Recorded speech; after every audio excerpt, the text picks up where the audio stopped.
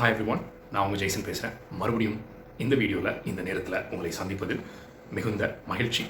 நம்ம நேற்றுக்கு Israel Iran போர் பற்றினதான ஒரு சில தகவல்களை நாம் வீடியோவில் பார்த்தோம். ஈரான் எதற்காக இஸ்ரேல் மீது தாக்குதல் தொடுக்கிறது, அதே மாதிரி இஸ்ரேலும் ஏன் ஈரான் மீது தாக்குதலை நடத்துகிறது, இந்த இரண்டு நாடுகளுக்கும் இருக்கிறதான பிரச்சனை தான் என்ன.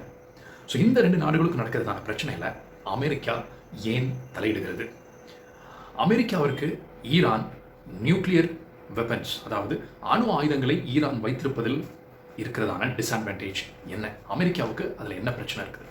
ஸோ இப்படிப்பட்டதான காரியங்களை நேற்றுக்கு வீடியோவில் நாம் பார்த்தோம். இன்னைக்கு அதன் தொடர்ச்சியாக நாம் பார்க்க போகிறோம். ஸோ அதன் தொடர்ச்சியாக இஸ்ரேல் ஈரான் போரில் என்னென்ன டெவலப்மெண்ட்ஸ் நடந்துட்டு இருக்கு, இஸ்ரேல் ஈரான் நாடுகளின் தற்போதைய நிலை என்ன, இஸ்ரேல் ஈரானை எங்கே தாக்குதல் நடத்துகிறது, ஈரான் இஸ்ரேலின் மீது எவ்வாறு தன்னுடைய தாக்குதல்களை தொடர்ந்து கொண்டிருக்கிறது, இப்படிப்பட்டதான காரியங்களை இந்த வீடியோவில் இன்னைக்கு நாம பார்க்க போறோம். அதோடு சேர்த்து அமெரிக்கா இந்த இஸ்ரேல் ஈரான் விவகாரத்தில் என்ன செய்ய போகுது, அமெரிக்க அதிபர் ட்ரம்ப் என்ன முடிவெடுக்க போகிறார், வாங்க என் கூட எல்லாத்தையுமே விரிவா பார்த்துடலாம். இஸ்ரேல் ஈரான் போருக்கு இடையே G7 மாநாடானது நடந்து முடிந்திருக்கிறது. இதுல கலந்து கொண்ட திரு டொனால்ட் ட்ரம்ப் அவர்கள் தன்னுடைய பேச்சை முடித்துக்கொண்டு பாதியிலேயே அந்த G7 மாநாட்டை விட்டு வெளியேறினார். ஸோ இதுக்கு என்ன காரணம்னு கேட்டிங்கன்னா, மிடில் ஈஸ்டில் இருக்கிறதான போர் பதற்றங்கள், அதில் அமெரிக்காவின் தலையீடுகள், அமெரிக்காவின் அட்வான்டேஜ். ஸோ இதையெல்லாம் கருத்தில் கொண்டு தான் டொனால்ட் ட்ரம்ப் அவர்கள் அந்த விஷயங்களை பற்றி டிஸ்கஸ் பண்ணுவதற்காக G7 மாநாட்டிலிருந்து தன்னுடைய பேச்சை முடித்துக்கொண்டு அவர் பாதியிலேயே கிளம்பினார் என்று தகவல்கள் சொல்கின்றன. 2 நாளைக்கு முன்னாடி G7 மாநாட்டை விட்டு அமெரிக்க அதிபர் ட்ரம்ப் வெளியேறும் பொழுது தன்னுடைய நேஷனல் ப்ரொடெக்ஷன் கவுன்சில், அமெரிக்காவோட என்பிசியை ஒயிட் ஹவுஸ் வெள்ளை மாளிகையில் இருக்கிறதான சிச்சுவேஷன் ரூமில் டிஸ்கஷன் பண்ணுறதுக்கு ரெடியாக இருக்க சொல்லியிருந்தார் ட்ரம்ப். ஸோ இதனால் மொத்த உலகமே இப்போது வெள்ளை மாளிகையை உற்று நோக்குகிறது. ட்ரம்ப் என்பிசியோட, அதாவது நேஷனல் ப்ரொடெக்ஷன் கவுன்சிலோட என்ன டிஸ்கஸ் பண்ண போகிறாரு, அவர் ஈரான் மீது எடுக்க போகிறதான முடிவு என்ன, அதை உற்று நோக்கி இஸ்ரேலும் பல மேற்கத்திய நாடுகளும், மிடில் ஈஸ்ட் கண்ட்ரீஸ், மத்திய கிழக்கு நாடுகளும் உற்று நோக்குகின்றன. அதே மாதிரி ட்ரம்ப் அவர்கள் தன்னுடைய அறிக்கையில் ஈரான் தலைநகர் தெஹ்ரான்ல இருந்து மக்கள் அனைவரும் வெளியேறுவதற்கு உத்தரவிட்டிருக்கிறார். ஸோ மக்கள் அனைவரும் வெளியேற வேண்டும். இப்படி ட்ரம்ப் அறிக்கையில் சொல்லப்படுவதற்கு பல காரணங்கள் இருக்கிறது. இதை முன்னிட்டு அமெரிக்காவும் இஸ்ரேலோடு சேர்ந்து ஈரானை தாக்குதல் நடத்துமா என்கிற கேள்வியும் உலக அரங்கில் எழுந்திருக்கிறது. இஸ்ரேலும் அமெரிக்காவை இந்த போரில் தங்களோடு இணைந்து செயல்படுமாறு கோரிக்கை விடுத்திருக்கிறது, அழைப்பு விடுத்திருக்கிறது. இஸ்ரேல் என்ன சொல்லுதுன்னா, ஈரான்ல நியூக்ளியர் வெப்பன்ஸ், அணு ஆயுதங்கள் தயாரிப்பதற்கேற்ற திட்ட வேலைகள் நடைபெற்று கொண்டிருக்கிறது. இது எதிர்காலத்தில் இஸ்ரேல் மட்டுமல்ல அமெரிக்காவிற்கும் பாதகமாக அமையும் என்பதே இஸ்ரேலோட, அமெரிக்காவோட நிலைப்பாடு. இதை முன்னிறுத்தி இஸ்ரேலோட பிரைம் மினிஸ்டர் பெஞ்சமின் நேதன்யாகு அவர்கள் அமெரிக்காவை வேண்டிக் கொண்டிருக்கிறார். அமெரிக்காவும் தங்களோடு இணைந்து இந்த போரில் செயல்படுமாறு அவர் அழைப்பு விடுத்திருக்கிறார். இன்றைக்கு இஸ்ரேலோட டெக் சிட்டி டெல் அவீவ் தாக்குதல் நடத்தப்படுமானால், ஈரானால தாக்குதல் நடத்தப்படுமானால், நாளைக்கு அமெரிக்காவின் நியூயார்க் நகரத்தை கூட அவர்கள் தாக்குதல் நடத்தக்கூடும். அதற்கு ஈரான் அஞ்சப் போவது கிடையாது. ஏனென்றால் அவர்கள் நியூக்ளியர் வெப்பன்ஸை அதிகரித்துக் கொண்டே வருகிறார்கள். இது இரு நாடுகளுக்கும் அச்சுறுத்தலாக முடியும் என்பது இஸ்ரேல் பிரதமர் திரு பெஞ்சமின் நேதன்யாகு அவர்களின் நிலைப்பாடாக இருக்கிறது. இஸ்ரேலோட இந்த அழைப்பை ஏற்றுக்கொண்டு அமெரிக்காவும் போரில் குதிக்கும் என்றே நம்பப்படுகிறது. ஆனாலும் ஒரு சில நாட்கள் ஈரானுக்கு அமெரிக்கா ஒரு டிப்ளமேட்டிக்காக ஈரானுக்கு அளிக்கும். அந்த நாட்களில் பல நாடுகள் ஈரானோடு பேச்சுவார்த்தை நடத்துவதற்கு அது வசதியாக இருக்கும் என்று நம்பப்படுகிறது. அணு ஆயுத ஒப்பந்தத்தில் ஈரான் கையெழுத்திட அமெரிக்கா எதிர்பார்க்கிறது. இதற்கான அழுத்தங்கள் தொடர்ந்து யூரோப்பியன் யூனியன் கண்ட்ரீஸ், ஐரோப்பிய யூனியன் மூலம் தொடர்ந்து ஈரானுக்கு அழுத்தங்கள் கொடுக்கப்படும் என்று நம்பப்படுகிறது. ஸோ ட்ரம்ப் ரீசெண்டாக என்ன சொல்லியிருக்காருன்னா, இப்போது ஈரான் தங்களுடன் பேச்சுவார்த்தை நடத்துவதற்கு முன் வந்திருப்பதாக சொல்லியிருக்கிறார். இது எந்த அளவுக்கு உண்மைன்னு தெரியல, இதை ஈரான் மறுத்திருக்கிறது. ஆனால் காலம் கடந்துவிட்டது, பேச்சுவார்த்தைக்கான காலம் கடந்துவிட்டது என்று ட்ரம்ப் சொல்லியிருக்காரு.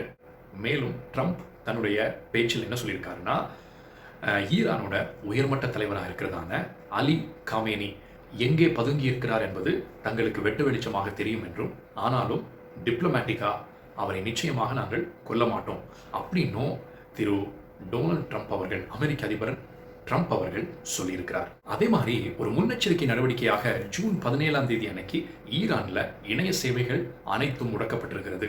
இது எதுக்குன்னு சொல்றாங்கன்னா, இஸ்ரேல் சைபர் அட்டாக்ஸ் பண்ணக்கூடும், ஈரான் மீது சைபர் தாக்குதலை அவர்கள் தொடுக்கக்கூடும், அதனால் முன்னெச்சரிக்கையாக தங்களுடைய இணைய சேவையை நாங்கள் முடக்குகிறோம் என்று ஈரான் தங்களுடைய நாட்டில் ஒரு சில இணைய சேவைகள் மட்டுமே தொடர்ந்து இருந்து வருகிறது.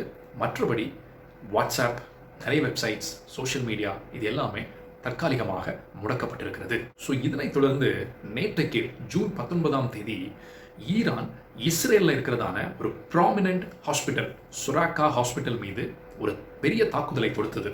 ஸோ இந்த தாக்குதலில் அவங்க பாலிஸ்டிக் மிசைல் யூஸ் பண்ணியிருக்கிறதா தகவல்கள் வந்திருக்கிறது.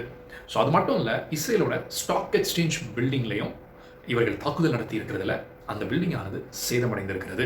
பெஞ்சமின் நேத்தன்யாகு அவர்கள் ஈரான் தங்கள் மீது தொடர்ந்து கிளஸ்டர் பாம்ஸ், அதாவது கொத்து குண்டுகளை வீசி வருவதாக, அதுவும் பொதுமக்கள் மீதும் ஹெல்த் கேர் யூனிட்ஸ் மீதும் அவர்கள் தாக்குதல் நடத்தி வருவதாக அவர் சொல்லியிருக்கிறார். இது கோழைத்தனம் என்றும் சொல்லியிருக்கிறார். பொதுமக்கள் மீது தாக்குதல் நடத்துவது ஒருபோதும் ஏற்றுக்கொள்ள முடியாது.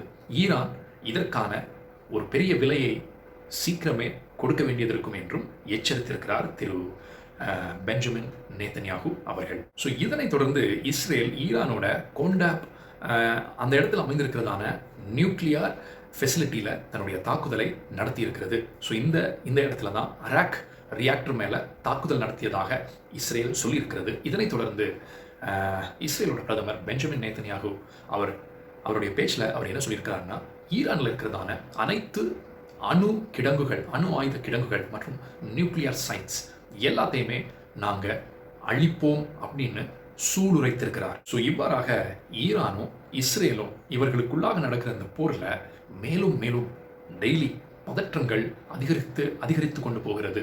ஈரான் இஸ்ரேல் மீது தொடர்ந்து கிளஸ்டர் பாம்ஸ், கொத்து குண்டுகளை வீசுகிறது. அது அந்த இஸ்ரேலோட டெல் அபீவ் சிட்டி அதை குறிவைத்து மேஜர் தாக்குதல்களை நடத்தி வருகிறது.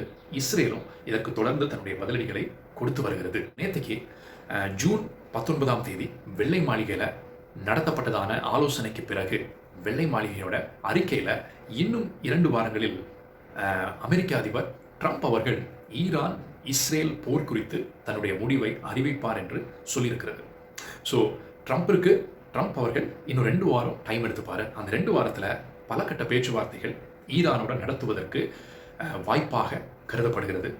இதில் ஈரான் இந்த அணு ஆயுத ஒப்பந்தங்களில் சமரசம் செய்ய முன்வந்தால் நிச்சயமாக இப்போது நடக்கிறதான பல தாக்குதல்கள் குறைக்கப்படும், டீஎஸ்கலேட், அந்த டென்ஷன்ஸ் எல்லாமே குறைக்கப்படும் என்று நம்பப்படுகிறது. ஆனால் இப்போ இருக்கிற சூழ்நிலையில் ஈரான் இந்த நிலைப்பாடை எடுக்குமா எடுக்காதா, அமெரிக்காவின் ஒப்பந்தங்களுக்கு அடிபணியுமா பணியாதா என்கிறதான கேள்வியும் உலக அரங்கில் எழுந்திருக்கிறது. ஸோ அமெரிக்க அதிபர் ட்ரம்ப் என்ன முடிவெடுக்க போகிறார் என்பதை நாம் பொறுத்திருந்து பார்க்கலாம். ஸோ ட்ரம்ப் அவர்கள் தன்னுடைய ஒரு பேச்சில் என்ன சொல்லியிருக்காருன்னா, இந்த போரில் நான் இணையவும் கூடும். ட்ரம்ப் அவர்கள் தன்னுடைய ஒரு பேச்சில் என்ன சொல்லியிருக்காருன்னா, நான் இந்த போரில் இணையவும் கூடும், இணையக்கூடாமலும் போகலாம் அப்படின்னு சொல்லியிருக்காரு. போக போக தான் தெரியும் அவருடைய நிலைப்பாடுகள் என்னவென்று. ஸோ ஈரானும் அமெரிக்கா இந்த போரில் இஸ்ரேலோடு கைகோர்க்கும் பட்சத்தில், தலையிடும் பட்சத்தில் நிச்சயமாக கடும் பின்விளைவுகளை அவர்கள் சந்திக்க நேரிடும். அவர்களுடைய மிலிட்ரி பேஸ், மிடில் ஈஸ்டில் இருக்கிறதான மிலிட்ரி பேஸஸை நாங்கள் தாக்குவோம் அப்படின்னு அமெரிக்காவிற்கு ஈரான் எச்சரிக்கை விடுத்திருக்கிறது. நீங்கள் பார்த்தீங்கன்னா மிடில் ஈஸ்டில் அமெரிக்காவானது மொத்தம் 27 இராணுவ தளவாடங்களை வைத்திருக்கிறது. இதில் அட்லீஸ்ட் 12 இராணுவ தளவாடங்கள் கடந்த 15 ஆண்டுகளாக தொடர்ந்து ஆக்டிவாக செயல்பாட்டில் இருந்து வருவதாக தெரிய வருகிறது. இந்த போரில் ரஷ்யாவும் இப்போ தன்னுடைய பங்குக்கு தன்னுடைய கருத்தை தெரிவித்திருக்கிறது. ஸோ புஷேர் என்கிறதான இடத்துல ஈரானில் ரஷ்யாவானது ஈரானுக்கு ஒரு நியூக்ளியர் பிளான்ட் ஒன்றை ரெடி பண்ணி கொடுத்துருக்கு. அதாவது இவங்க அதை கட்டமைத்து கொடுத்திருக்கிறார்கள். ஸோ இஸ்ரேல் ஈரானின் இந்த அணு ஆயுத தளவாடங்களை தாக்கப் போவதாக வந்ததான அந்த செய்தியை தொடர்ந்து விளாடிமிர் புட்டின், ரஷ்யாவோட அதிபர் விளாடிமிர் புட்டின் என்ன சொல்லியிருக்காருன்னா, அந்த புஷேர் பிளான்ட்டானதை நீங்கள் அழிச்சிங்கன்னா அது கடும் விளைவுகளை அது கடும் அழிவுகளை ஏற்படுத்தும் திறன் கொண்டது. அது வந்து ஒரு ஸ்ட்ராங் நியூக்ளியர் பிளான்ட். ஸோ அங்கே வந்து நிறைய ரஷ்யன் சயின்டிஸ்ட் எக்ஸ்பர்ட்ஸ் வேலை செய்கிறாங்க. நிறைய உயிர்களை அங்கே தாக்குதல் நடத்தினால் இழக்கக்கூடும்.